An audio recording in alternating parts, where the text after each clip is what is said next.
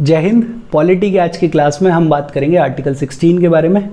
Right to equality में तीसरा right है और बात करता है कि स्टेट के अंडर कोई भी एम्प्लॉयमेंट या अपॉइंटमेंट होगा तो सभी सिटीजन्स को बराबर की अपॉर्चुनिटी मिलनी चाहिए, equality of opportunity in public employment.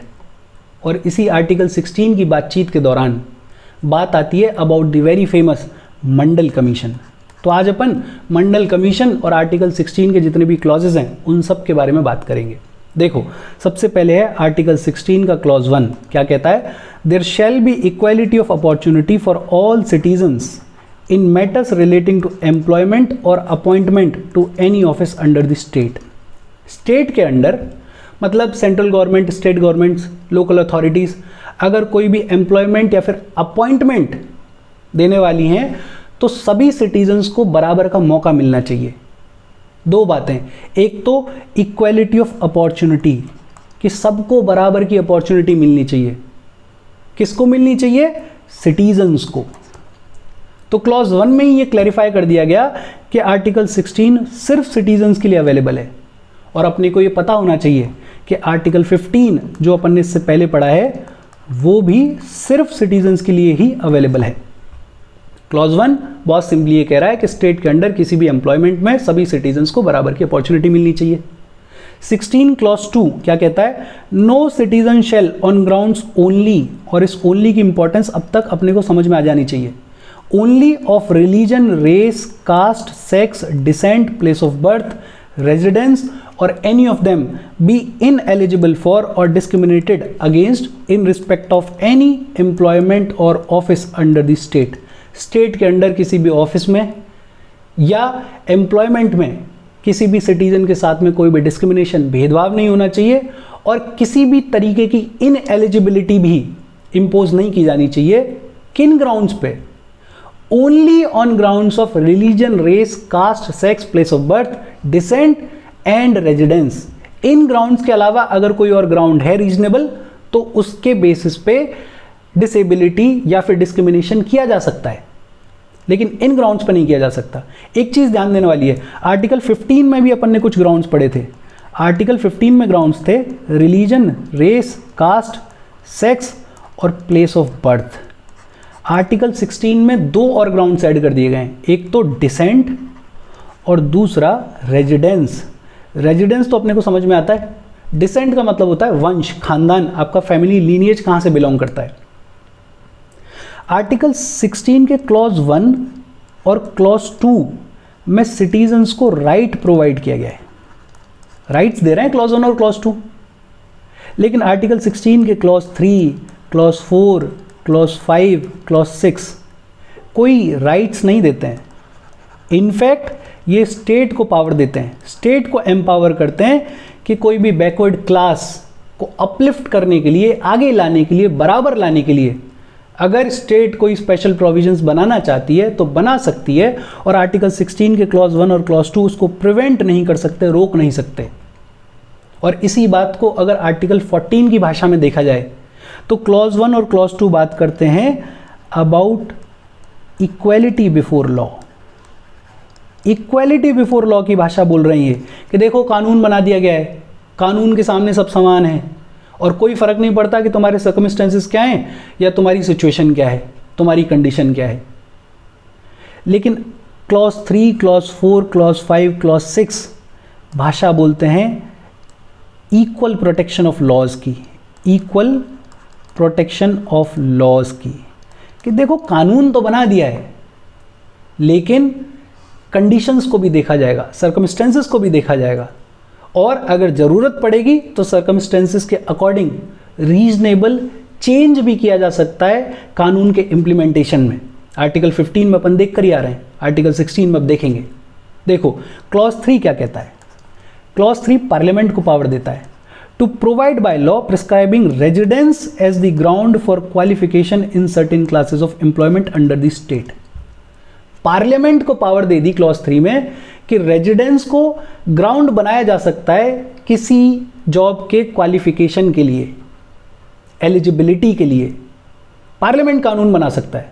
और ये क्लॉज 3 16 के क्लॉज 2 का एक्सेप्शन है एक तरीके से, क्लॉज 2 में अभी अपन पढ़ के आए कि रेजिडेंस एक वो ग्राउंड है जिसके बेस पे आप डिस्क्रिमिनेशन नहीं कर सकते हो, इधर लिखा हुआ है।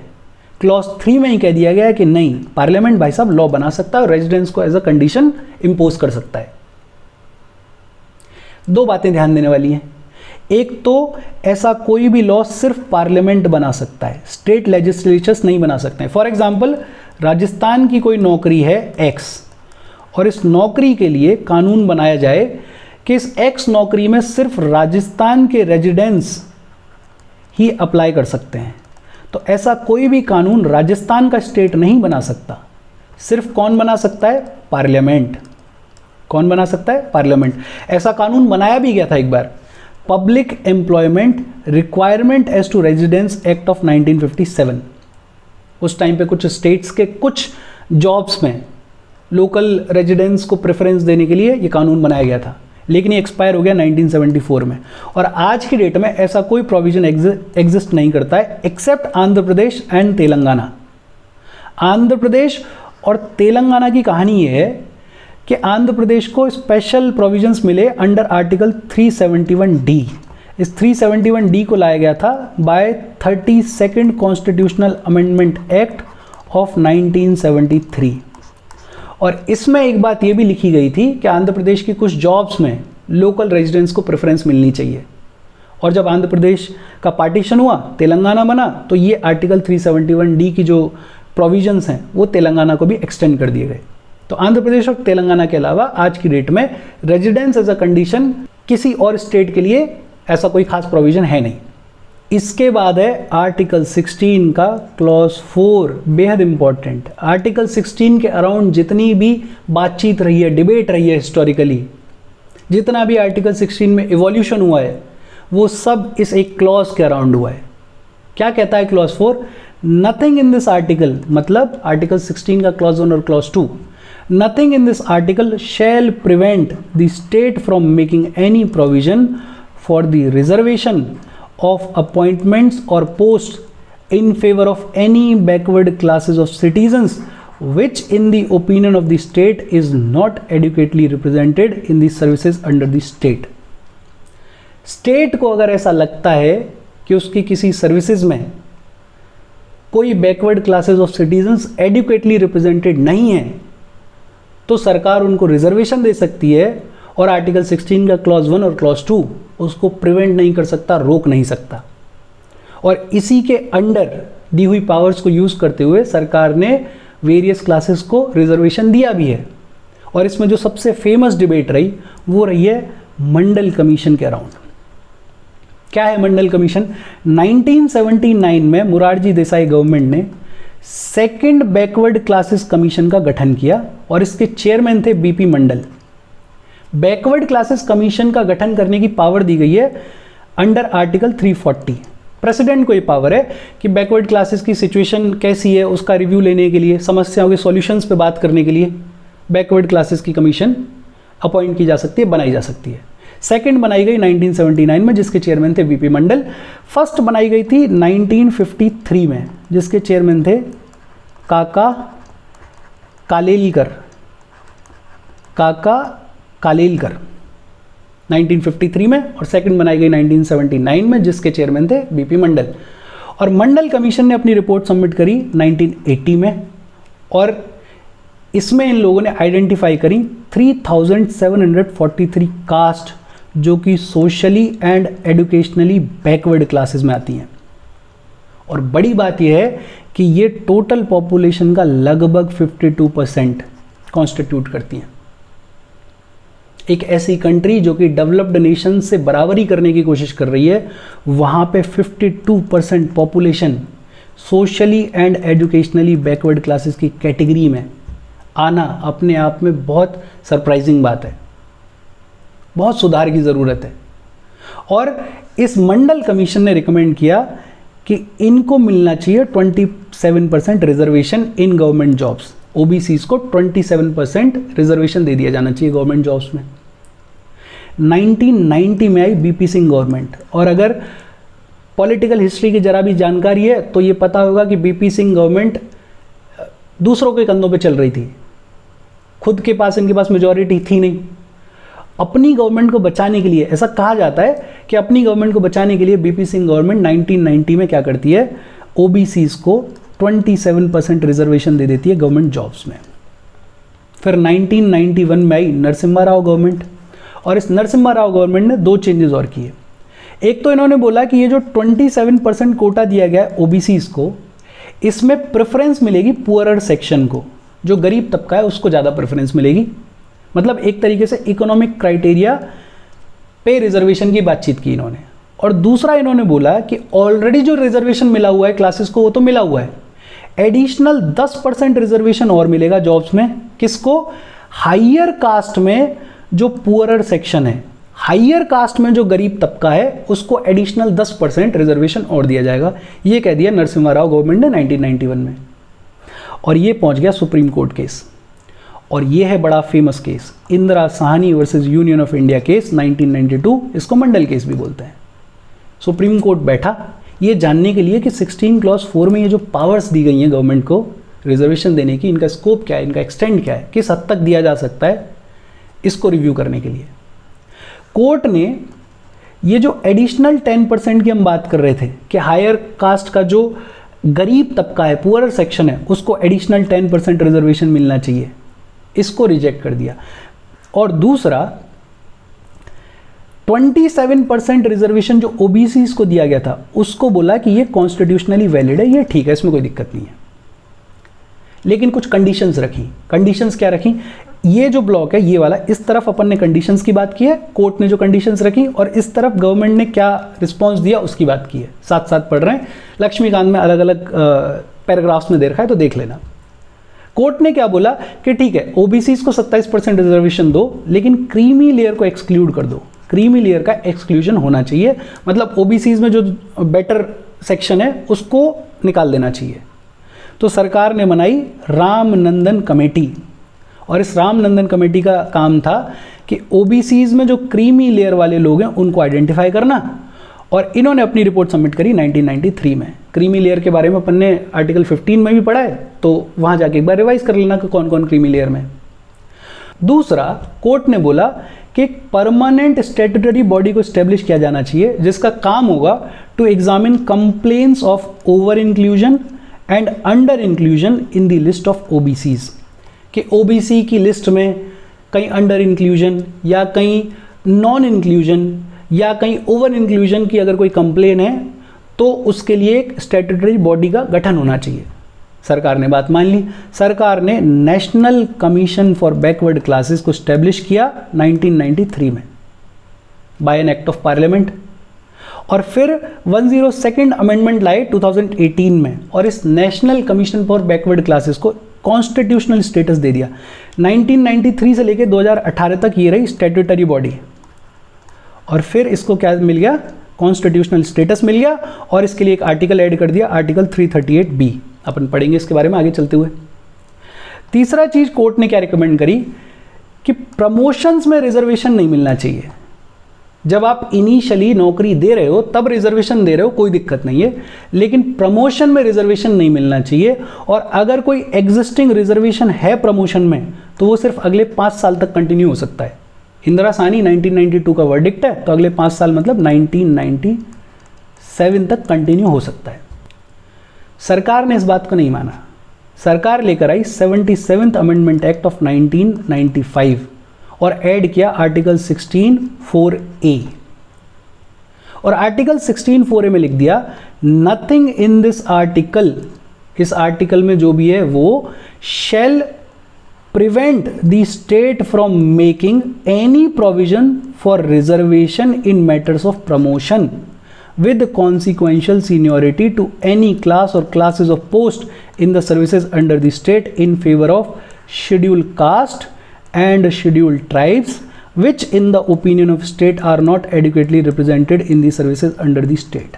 लैंग्वेज देख के घबराने की ज़रूरत नहीं है, शादी भाषा में ये कहा गया कि स्टेट को अगर ऐसा लगता है कि कोई भी शेड्यूल कास्ट और शेड्यूल ट्राइब एडुकेटली रिप्रेजेंटेड नहीं है किसी सर्विस में, तो उनको प्रमोशन में रिजर्वेशन दिया जा सकता है, और आर्टिकल 16 का क्लॉज 1 और क्लॉज 2 उसको प्रिवेंट नहीं कर सकता, उसको रोक नहीं सकता। एक बात तो ध्यान देने वाली ये है कि सिर्फ एससीज और एसटीज की बात की है, ओबीसीज की बात नहीं की है। एससीज और एसटीज को प्रमोशन में रिजर्वेशन देने की बात की है। दूसरा एक टर्म यूज हुआ यहाँ पे, कॉन्सिक्वेंशियल सीनियोरिटी। कॉन्सिक्वेंशियल सीनियोरिटी, इस टर्म को ऐड किया गया था by 85th amendment act 2001। Consequential seniority का मतलब क्या होता है? देखो, मान लेते हैं ये कोई ए कैंडिडेट है और ये जनरल कैटेगरी का है, और ये कोई बी कैंडिडेट है, ये मान लेते हैं एससी या एसटी किसी भी कैटेगरी का है। ए कैंडिडेट की नौकरी लगी मान लेते हैं 2020 में, और बी कैंडिडेट की लगी 2022 में। और अब ये दोनों जो हैं वो मान लेते हैं लेवल 2 पर हैं, प्रमोशंस की बारी आई, और क्योंकि बी कैंडिडेट को रिजर्वेशन था प्रमोशन में, तो इसको प्रमोशन मिल गया और ये नेक्स्ट लेवल पे पहुंच गया, नेक्स्ट लेवल पे पहुंच गया इन द ईयर 2025। ये मैं हाइपोथेटिकल सिचुएशन ले रहा हूं कि 2025 में ये नेक्स्ट लेवल पे पहुंच गया। ए वाला बेचारा नीचे ही रह गया। ए वाला इस नेक्स्ट लेवल में पहुंचा इन द ईयर 2027। अब सवाल ये उठता है कि जब ये लोग लेवल 2 में थे तब तो ए सीनियर हुआ करता था बी का। अब एक टाइम पीरियड ऐसा था 2025 से लेकर 2027 तक, जब बी जो है वो लेवल अगले लेवल में चला गया है तो ए का सीनियर हो गया था। अब ए और बी वापस से दोनों एक लेवल में आ गए हैं, तो सवाल ये उठता है कि क्या ए वापस से बी का सीनियर हो जाएगा या नहीं होगा? तो ये बोला गया कि नहीं, बी को जो सीनियरिटी मिली because of reservation in promotion, ये जो कॉन्सिक्वेंशियल सीनियरिटी है ये अब कंटिन्यूड रहेगी। अब बी जो है वो सीनियर रहेगा थ्रू आउट, तो ये है कॉन्सिक्वेंशियल सीनियरिटी। कोर्ट ने तो ये बोला था कि रिजर्वेशन होना नहीं चाहिए प्रमोशन में, सरकार ने बोला कि नहीं, एससीज और एसटीज को रिजर्वेशन दे सकते हैं प्रमोशन में अगर वो एडिक्वेटली रिप्रेजेंटेड नहीं है तो। और दूसरा बोल दिया कॉन्सिक्वेंशियल सीनियरिटी कि अगर एक बार रिजर्वेशन की वजह से, प्रमोशन में रिजर्वेशन की वजह से अगर कोई सीनियर हो जाता है तो फिर वो कंटिन्यूड सीनियर रहेगा। कोर्ट ने एक बात और बोली, और ये बड़ी इंपॉर्टेंट बात बोली कि total reserved quota should not exceed 50% except in some extraordinary situations. कि टोटल जो रिजर्व्ड कोटा है वो 50% से ज़्यादा नहीं होना चाहिए। हाँ, अगर कोई एक्स्ट्रा ऑर्डिनरी सिचुएशंस हैं तो वहाँ पे एक्सीड कर सकता है, लेकिन फिर उसका रीज़न देना पड़ेगा। और this rule should be applied every year. सरकार इसको मानती है कि हाँ, 50% से ज़्यादा रिजर्वेशन नहीं होना चाहिए। टोटल रिजर्व कोटा पे जो कैप है वो 50% है। इसके बाद कोर्ट ने सजेशन दिया, the carry forward rule in case of unfilled backlog vacancies is valid but it should not violate 50% rule.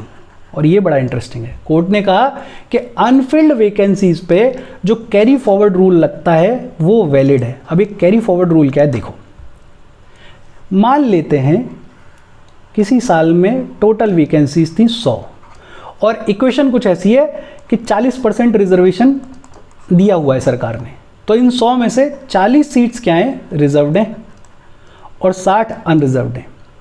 अब मान लेते हैं किसी भी रीज़न की वजह से 8 सीट इन 40 में से खाली रह गई, तो कैरी फॉरवर्ड रूल क्या कहता है कि जब अगली बार वैकेंसी आएगी तो इन 8 सीट्स को भी ऐड किया जाए। 40 तो देनी ही देनी है क्योंकि रिजर्वेशन 40% है, 8 और ऐड हो जाएंगी तो कितनी हो गई, 48 सीट्स हो गई रिजर्व्ड, और इधर अनरिजर्व्ड कितनी बची, 52। चलो यहां तक भी कोई दिक्कत नहीं है। बट अब एक और सिनेरियो इमेजिन करो, मान लेते हैं इस साल भी 15 सीट्स खाली रह गई। अब इन 15 सीट्स को अगले साल फिर कैरी फॉरवर्ड करना पड़ेगा, तो जब अगली वैकेंसीज आई और मान लेते हैं इस बार भी 100 आई, तो 40 सीट्स तो देनी ही देनी है। 40 सीट्स तो क्योंकि रिजर्वेशन है वो देनी देनी है। इन 15 को और कैरी फॉरवर्ड करेंगे तो टोटल रिजर्व सीट्स कितनी हो जाएंगी, 55। और यहां कोर्ट को दिक्कत है। कोर्ट ये कहता है कि 50% से ज़्यादा रिजर्वेशन तो देना नहीं चाहिए, देना ही नहीं है। अब सरकार ने इसका क्या तोड़ निकाला, सरकार क्या कह रही है कि मान लेते हैं पहले साल 8 वैकेंसीज खाली रह गई, तो हम क्या करेंगे, अगले साल इन 8 वैकेंसीज को कैरी फॉरवर्ड करेंगे, लेकिन थोड़ा सा ट्विक कर दिया।